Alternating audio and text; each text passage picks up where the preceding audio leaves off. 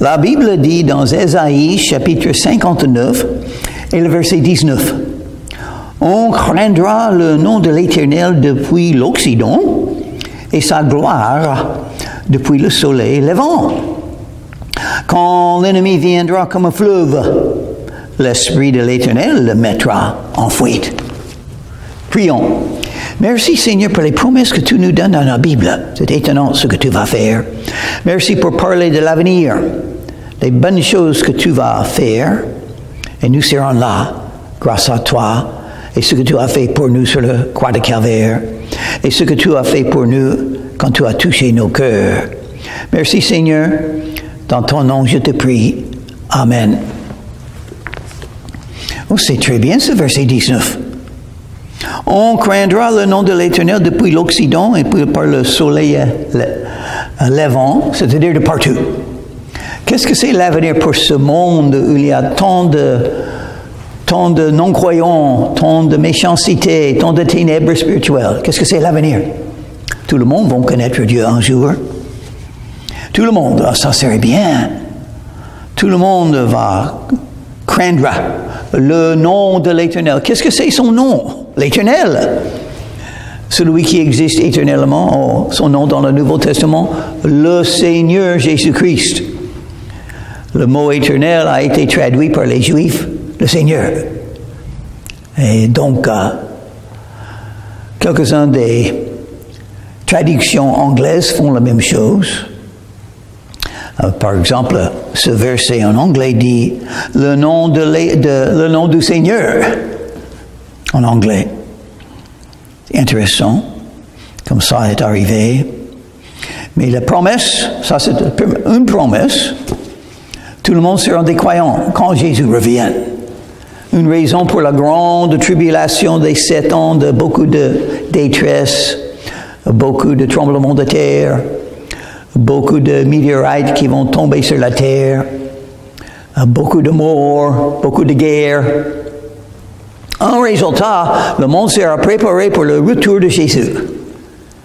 Et ils vont tous croire en lui, ceux qui restent, ceux qui ne sont pas morts, vont croire en Jésus quand ils le voient, quand ils reviennent.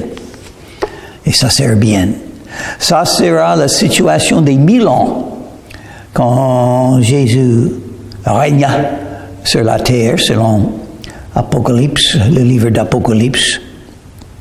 Donc l'avenir sera bon. Nous avons un avenir qui est merveilleux avec Jésus, avec Dieu, dans le royaume de Dieu. Quand l'ennemi viendra comme un fleuve, ne dis pas si l'ennemi viendra, quand il va venir. Il va nous attaquer.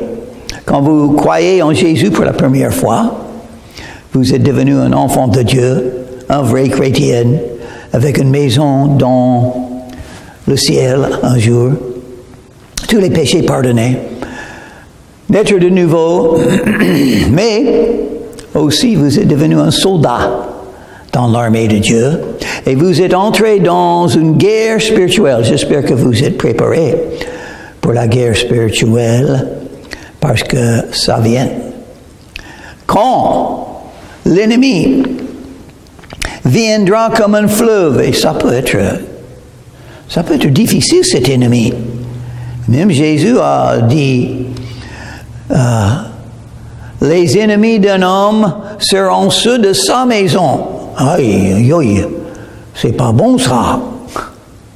Donc il sait, qu'est-ce que c'est l'avenir pour moi? Je vais avoir des ennemis. Donc qu'est-ce que je dois faire?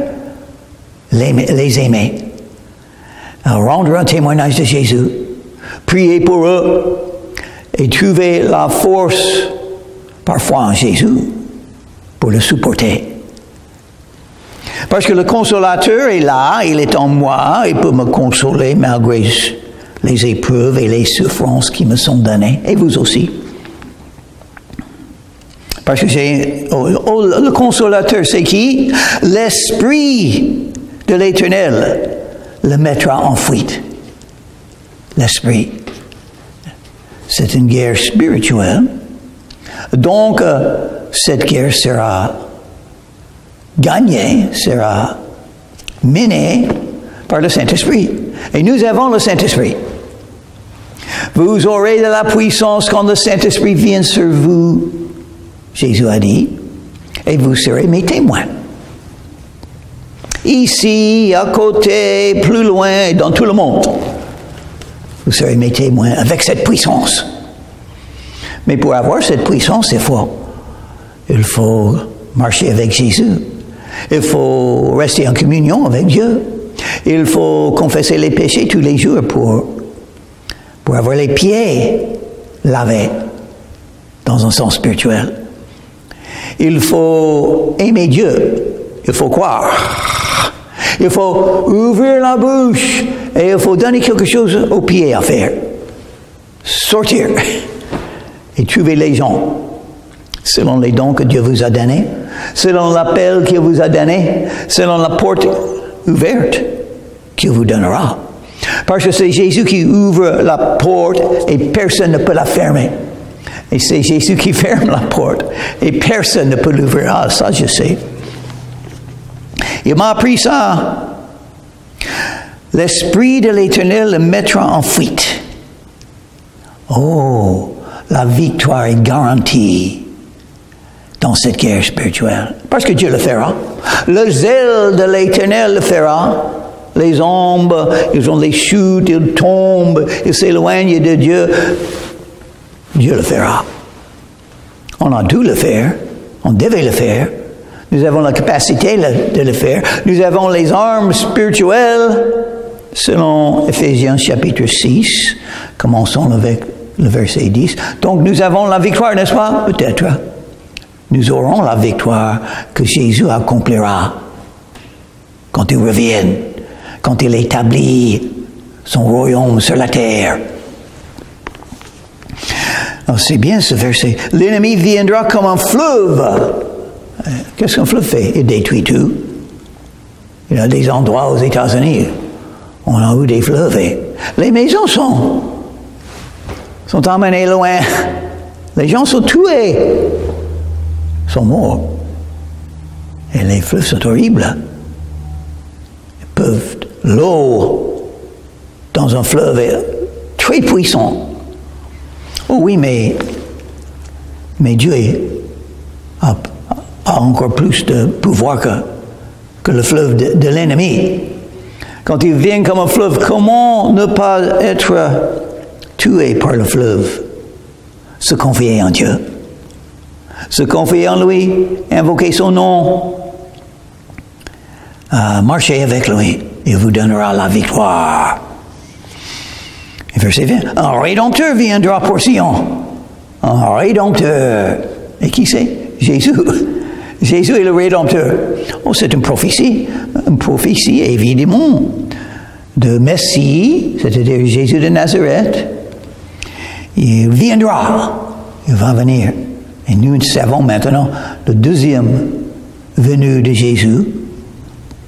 Pour Sion, qu'est-ce que c'est Sion? C'est un des noms pour Jérusalem. La Sainte Ville. Ça doit être. Jérusalem. Dieu aime Jérusalem. C'était établi par David. Et Dieu aimait David. Un homme que Dieu a beaucoup aimé. Pourquoi Dieu a tellement aimé David? Parce que David aimait Dieu. Dieu aime être aimé. Nous savons que toute chose court au bien de ceux qui aiment Dieu et de ceux qui sont les appelés selon son dessein. L'amour de Dieu, je pense à ça récemment.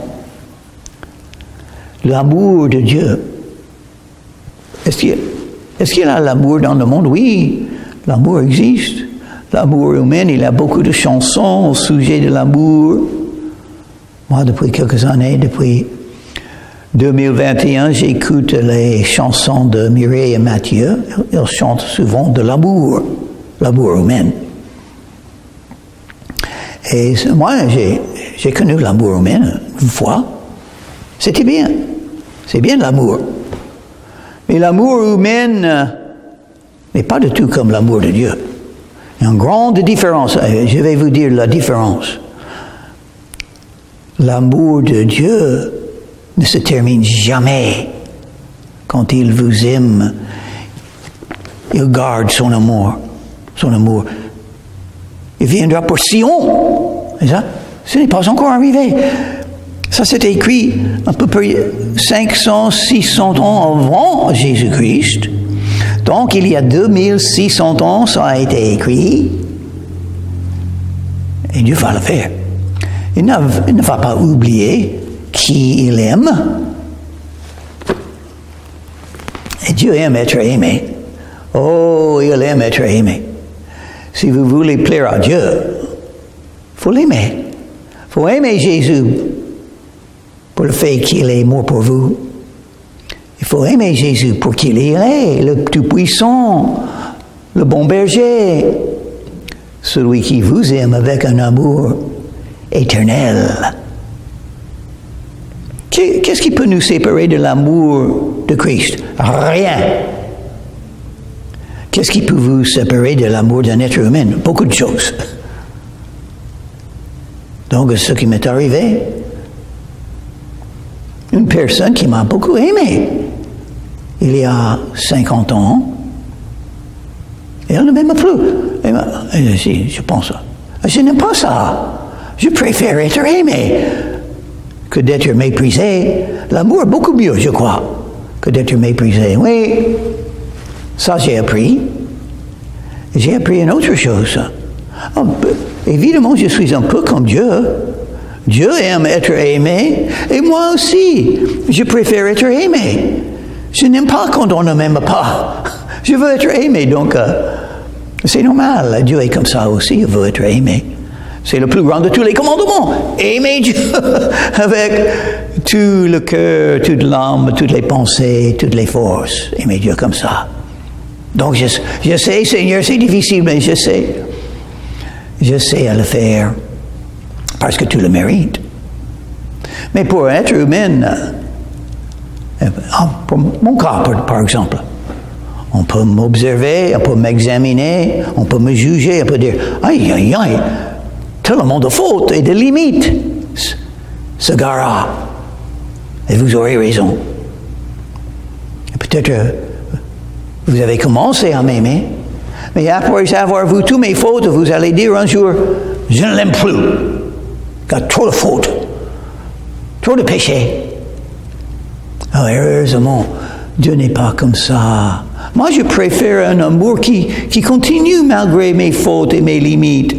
Oh, c'est l'amour. Ça, c'est l'amour de Dieu. Ça, c'est l'amour de Dieu. Qu'est-ce qui arrive à des gens qui s'aiment? En couple, qu'est-ce qui peut arriver? La vie. La vie sépare ceux qui s'aiment. J'ai entendu ces mots dans une chanson française. Et c'est vrai, malheureusement. Non, moi, je préfère un amour qui ne se termine pas. C'est ce qu'il me faut. Et donc, je l'ai trouvé. Je l'ai trouvé en Jésus et en Dieu. Il va faire la même chose pour nous. Il a un avenir pour Jérusalem, parce qu'il aime. Il a un avenir pour nous, parce qu'il nous aime. Malgré nos fautes, et à ce moment-là, Jérusalem avait tant de péchés. Ils sont devenus comme Sodome et Gomorrhe. Dieu les a appelés l'adultère contre lui. Ils se sont arrêtés d'aimer Dieu, de suivre Dieu, de servir Dieu. Ils sont arrêtés. Qu'est-ce que Dieu fait? Oui, il châtie. Il est Dieu, il est juste, il est saint. Il châtie ceux qu'ils aiment. Mais son plan pour l'avenir, c'est toujours là. Il va faire quelque chose avec Sion. Regardez Jérusalem. Vous allez voir la main de Dieu qui est là. Dieu agit pour Jérusalem. Il aime Jérusalem. Pour ceux de Jacob qui se convertiront de leurs péchés. Ah, voilà. Et Dieu agit maintenant dans la ville de Jérusalem, dans le pays d'Israël, pour que les Juifs arrivent un jour au point où ils vont tous croire en Jésus. Beaucoup ont rejeté Jésus la première fois qu'il est entré en Jérusalem. C'était horrible. Il a pleuré pour eux. Il a prié pour eux. Il est mort pour eux. Mais l'œuvre de Dieu continue, il agit. Et il fait en Jérusalem ce qu'il fait pour tout le monde. Il agit dans les vies de tout le monde pour les amener à la foi, pour qu'ils puissent se convertir de leurs péchés. Ça s'appelle la repentance. La conversion veut dire un changement. On va changer de voie. On est sur une voie, la voie qui s'éloigne de Dieu, la voie de péché, la voie de la destruction. Mais puis on pense, ah ouais, j'ai besoin d'un changement. Je vais tourner. Je vais changer de voie. Je vais venir à Jésus et croire en lui et commencer à le suivre. De leurs péchés, nous sommes tous des pécheurs, mais Dieu aime pardonner les péchés. Jésus est venu pour mourir pour nos péchés afin de pouvoir nous pardonner. Et si vous êtes pardonné de vos péchés, vous êtes bénis. Parce qu'il n'y a rien qui est plus important que ça. Voici mon alliance avec eux, dit l'Éternel. Oh, il a fait une alliance, un contrat, une promesse. Et Dieu garde toujours ses promesses. Jésus a dit les mêmes mots. La nouvelle alliance qui vient parfois en Jésus, c'est quoi? Il donne le pardon des péchés, la vie éternelle, une maison dans le ciel, éternellement. On sait bien ça.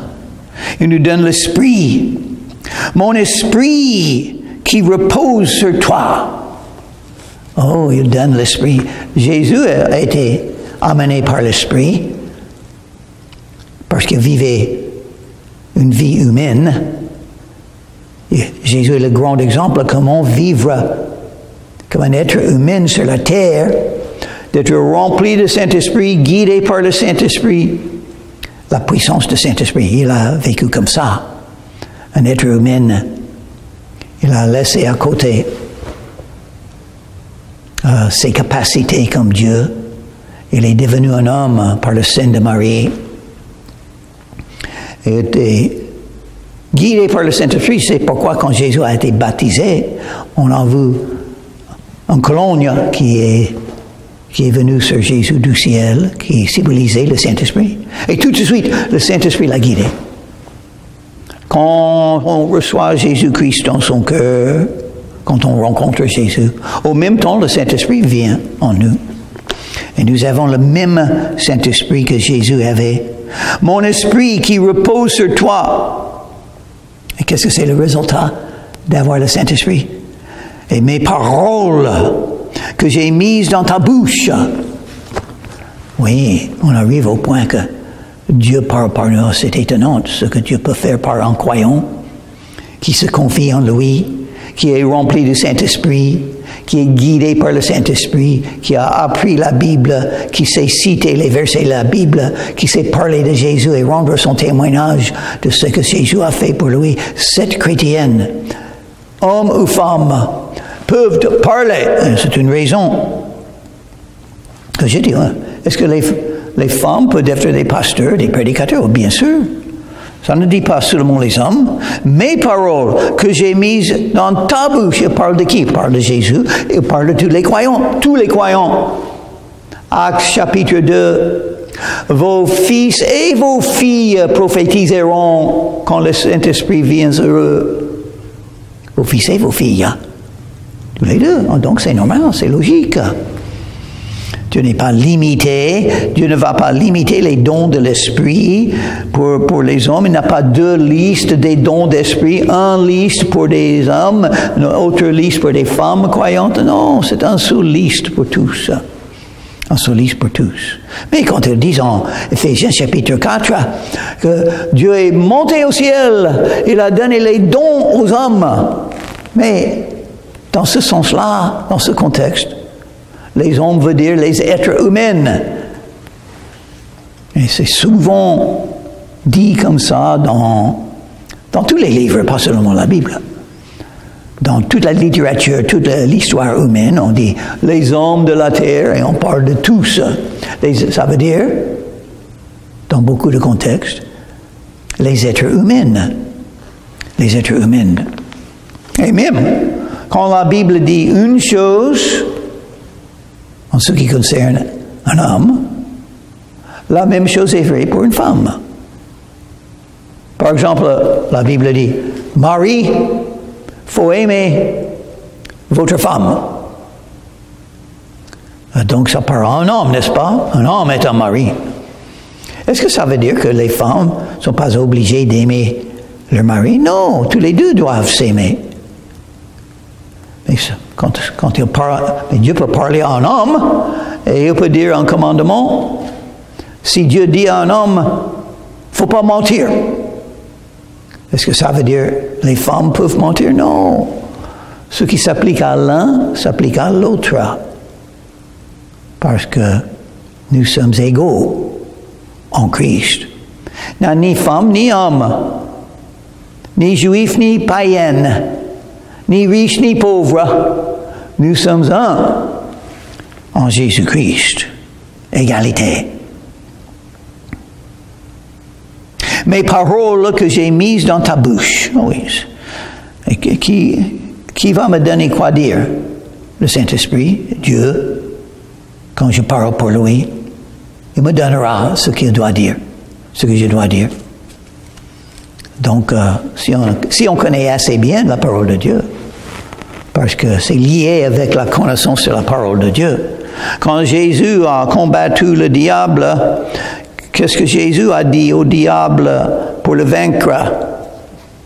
Il a cité la Bible 3 fois. C'est tout ce qu'il a fait. C'est tout ce que Jésus a dit. Il a cité la Bible 3 fois. Il n'a plus rien dit que citer la Bible pendant ces 3 tentations en face du diable.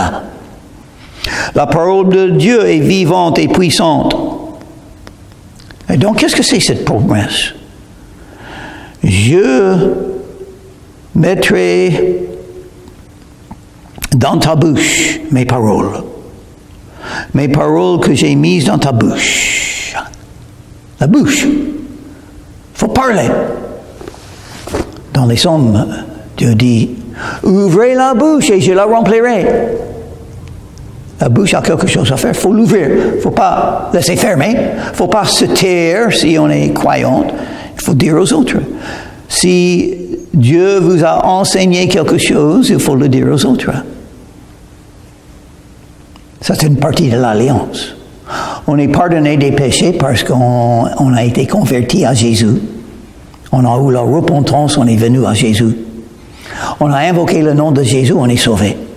Donc, qu'est-ce qu'il faut faire après? Parler aux autres. À l'âge de 19 ans, le Seigneur m'a sauvé. Le Saint-Esprit m'a convaincu. Il a utilisé une famille chrétienne pendant plusieurs années dans ma vie très jeune. Et j'ai réfléchi sur eux. Et le Saint-Esprit m'a guidé, m'a amené à venir à Jésus. Je croyais en Jésus. J'ai invoqué son nom, il était là.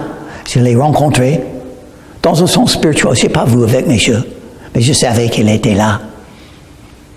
Jésus sauve tous qui invoquent son nom, comme le malfaiteur sur la croix de Calvaire, jusqu'à moi et vous, si vous êtes sauvés. Mais après être sauvé, qu'est-ce qu'il faut faire? La première chose mentionnée ici, parler. Dire aux autres. Et le pasteur de cette petite église où j'ai rencontré Jésus, il a dit, si vous croyez en Jésus, il faut dire aux autres. Et donc j'ai commencé. La première personne à qui je parlais de mon salut, ma foi en Jésus, c'était ma mère. Je suis allé chez elle, j'ai frappé sur la porte, je suis entré. J'ai parlé. Je ne me rappelle plus ce que j'ai dit parce que j'étais un nouveau converti. Mais j'ai parlé de Jésus, j'ai parlé d'être sauvé, j'ai parlé d'être pardonné de mes péchés, des choses comme ça. Et ma mère était catholique, mais pas pratiquante. Et même dans ma jeunesse, elle n'a jamais dit un mot de Dieu. Elle n'a jamais prié. On n'a pas prié avant de manger. On n'a pas parlé de Dieu. Jamais, jamais. Dans la salle de séjour, on avait une Bible sur la table là. Personne n'a jamais touché. C'était toujours là, mais personne n'a touché. Moi non plus. J'ai cette Bible maintenant dans mon bureau en Floride, mais... Donc j'étais étonné quand elle commençait à chanter un cantique chrétien qui est très bien connu aux États-Unis. J'étais étonné. Et on m'a dit qu'elle a appris ça quand elle était petite. Dans 1930 quelque chose. Elle avait un grand-père qui était un prédicateur pentecôtiste. Parce que sa mère était catholique, il était interdit d'aller à cette église et assister. Mais elle est allée quand même dehors. Les fenêtres étaient ouvertes. On n'a pas de climatisation à ce moment-là. 1933, quelque chose comme ça. Et elle a appris beaucoup des chansons chrétiennes quand elle était toute petite parce qu'elle aimait toujours, toute sa vie, c'était une personne qui chantait. Elle a chanté sur la radio, elle a chanté à des fêtes, des choses comme ça. Elle avait une jolie voix, elle chantait, elle aimait chanter. Et j'étais étonné. Mais elle n'était pas convertie à Jésus à ce moment-là. Et pendant ça, j'avais moins que 20 ans. Donc, quand j'avais à peu près 70 ans, elle avait à peu près 90 ans. Et souvent, j'ai parlé avec elle du salut de Jésus. Elle voulait discuter avec moi. Elle a toujours dit, oh, j'ai ma foi, et toi, ta foi, c'est pas le même. Et elle a dit, je prie chaque soir avant de dormir. Et j'ai dit, oh, est-ce que tu pries Jésus jamais? Non, je ne prie pas Jésus, non. Et j'ai dit, il faut essayer. C'est bon de prier Jésus. Parce que qu'est-ce que c'est le salut? Une prière à Jésus, sincère. Mais si vous priez Jésus, vous serez sauvés. Si vous ne priez jamais Jésus, vous ne serez pas sauvés. Quiconque invoquera le nom du Seigneur sera sauvé. Qui est le Seigneur dans le Nouveau Testament? Jésus-Christ de Nazareth. Si vous invoquez le nom de Jésus, vous serez sauvés. Et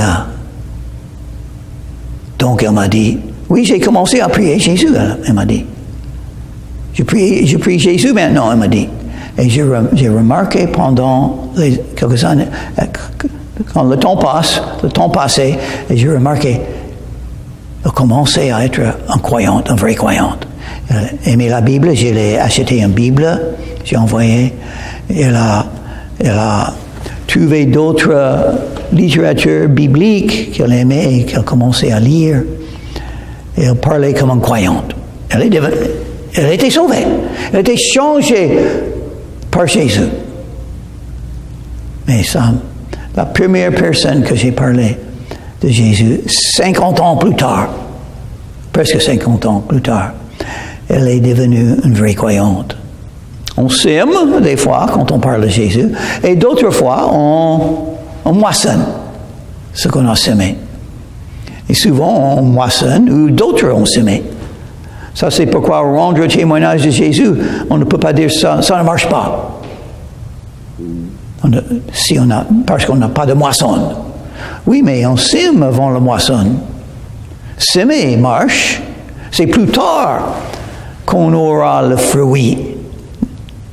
N'est-ce pas? La récolte sera plus tard. Donc il faut avoir confiance que c'est la volonté de Dieu. Je mettrai dans ta bouche mes paroles. Donc il faut apprendre la parole pour que ça puisse arriver. Et donc il faut croître dans la connaissance de Jésus, dans la connaissance de la parole de Dieu.